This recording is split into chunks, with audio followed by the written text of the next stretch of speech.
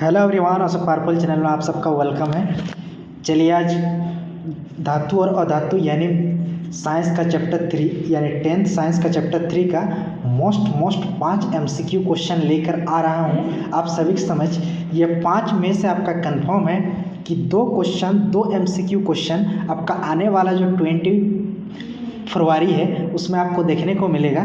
तो चलिए इस 5 क्वेश्चन के बारे में डिस्कस करते हैं। सबसे पहले देखिए क्वेश्चन नंबर 1, तांबा और जस्ता के मिश्र धातु को क्या कहते हैं। यानी जब तांबा और जस्ता दोनों को जब आपस में मिला देते हैं यानी कंबाइन करा देते हैं तो कंबाइन करने के बाद किसका निर्माण होता है, तो पीतल का निर्माण होता है। किसका निर्माण होता है, यानी ये जो पीतल होता है ना, आप देख लीजिए ये जो पीतल होता है, ठीक है, ये पीतल आपका 2 चीज़ का मिश्र धातु से मिलकर बना होता है। किसका किसका, अगर बात करेंगे तांबा यानी Cu, इसको कॉपर भी बोला जाता है, और जस्ता का मतलब क्या होता है Zn, यानी Cu एंड Zn दोनों को जब आपस में कंबाइन किया जाता है, मिला दिया जाता है, यानी मिलाने के बाद किसका फॉर्मेशन होता है, तो सिर्फ और सिर्फ आपका पीतल। यानी आपका क्वेश्चन में ये भी पूछ सकता है कि पीतल किसका मिश्र धातु है, तो आपको बताना है तांबा और जस्ता यानी Cu एंड Zn। अगर आपका क्वेश्चन में आया कि तांबा और जस्ता किसका मिश्र धातु है, तो पीतल का, यानी इसका करेक्ट आंसर जो होगा ना वो आपका ए नंबर 2 सही आंसर हो जाएगा।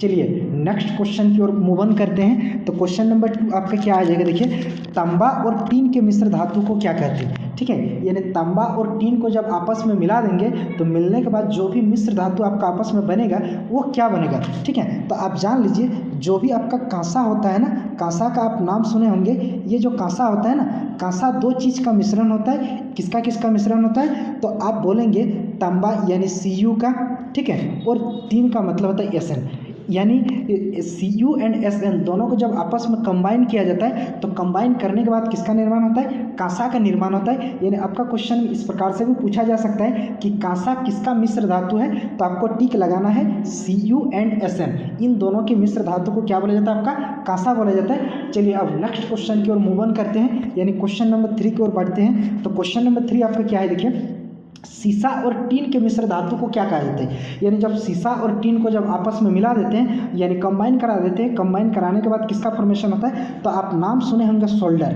किसका नाम, सोल्डर का नाम सुने होंगे। और ये जो सोल्डर है, ये सोल्डर 2 मेटल से मिलकर बना होता है। एक आपका सीसा यानी आपका Pb जिसको लेड के नाम से भी जाना जाता है, और आपका टीन का मतलब होता है Sn, यानी Pb और Sn को जब दोनों का आपस में मिला देते हैं, मिलाने के बाद कौन सा मिश्र धातु का निर्माण होता है, तो आपका सोल्डर होता है। यानी आपका क्वेश्चन में ऐसा भी क्वेश्चन में पूछा जा सकता है कि सोल्डर किनका मिश्र धातु है, तो आपका करेक्ट आंसर हो जाएगा Pb यानी सीसा, और Sn का मतलब होता है टीन। सीसा और टीन के मिश्र धातु को क्या बोला जाता है, आपका सोल्डर बोला जाता है। चलिए अब नेक्स्ट क्वेश्चन की ओर मूव ऑन करते हैं, क्वेश्चन नंबर 4 की ओर।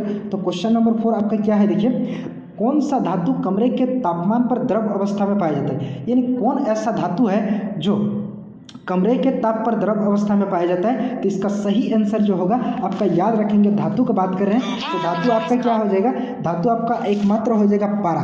पारा वो धातु है आपका, पारा वो धातु है जो कमरे के ताप पर द्रव अवस्था में पाई जाती है। ठीक है, और चलिए नेक्स्ट क्वेश्चन की ओर मूव ऑन करते हैं। तो नेक्स्ट क्वेश्चन आपका क्या है, कौन सा अधातु कमरे के ताप पर द्रव अवस्था में पाया जाता है। अगर अधातु का बात किया तो ब्रोमीन याद रखेंगे, धातु का बात किया है तो पारा। यानी अधातु एक ऐसी अधातु है, यानी ब्रोमीन एक ऐसी अधातु है जो आपका द्रव अवस्था में पाई जाती है कमरे के टेम्परेचर पर। तो इसका करेक्ट आंसर हो जाएगा ए नंबर 2। चलिए आई होप, हमको लगता है कि आप इस क्वेश्चन के आंसर यानी 5 क्वेश्चन के आंसर आप समझ लिए होंगे।